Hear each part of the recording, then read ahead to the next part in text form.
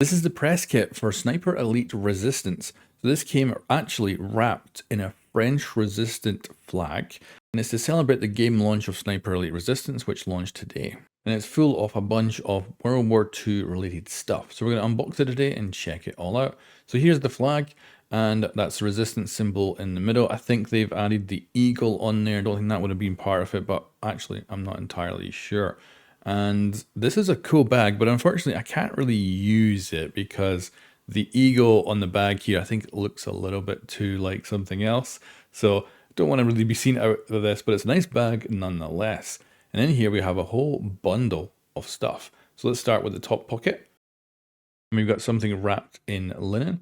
And we've also got some metal with the branding for the game on it. So let's open up this linen and see what is inside. I was interested because I got this before the game's actual launch. I was curious to see if there was any connection to the in-game stuff at all.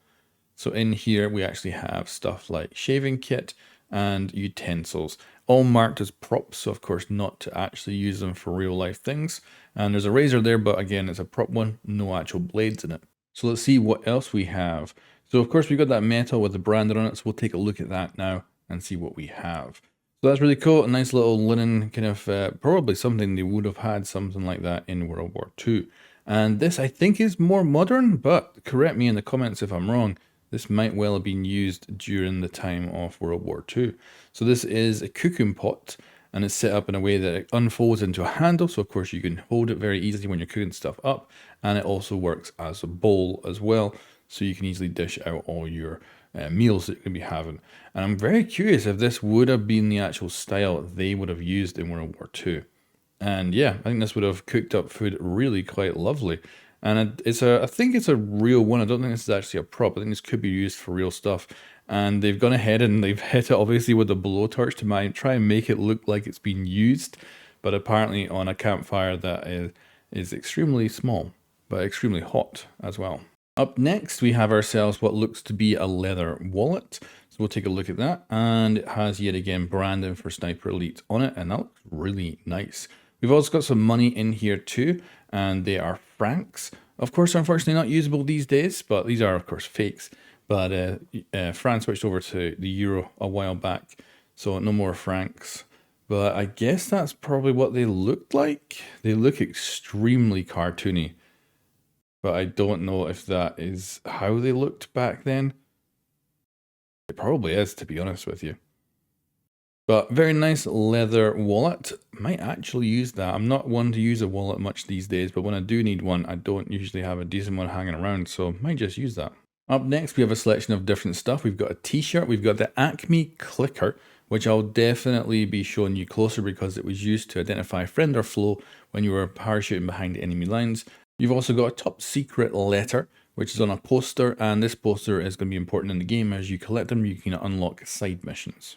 We've also got ourselves a harness, and then we are now getting to the last few things. So we've got some nice wool socks, reproductions of what they actually used during World War II for the Normandy invasion. We've also got an identity card as well, a couple of stamps in it in English, so I presume this is not something we'd have in France, but maybe the person who's, theoretically who owns this bag would have had from coming in from the Normandy invasions. We also have a Sniper Elite dog tag, and it's thick, like absolutely crazy thick. And that is our bag of good little stuff, and there's the t-shirt as our last little thing. And that looks lovely, nice and simple.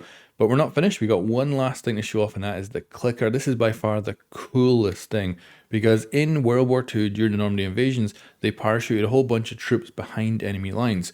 But there was one issue. How do you identify friend or foe when you do that? Because of course there's no modern tech. It's not like you'd be radioing in with people. So they need to figure out how the heck you identify each other.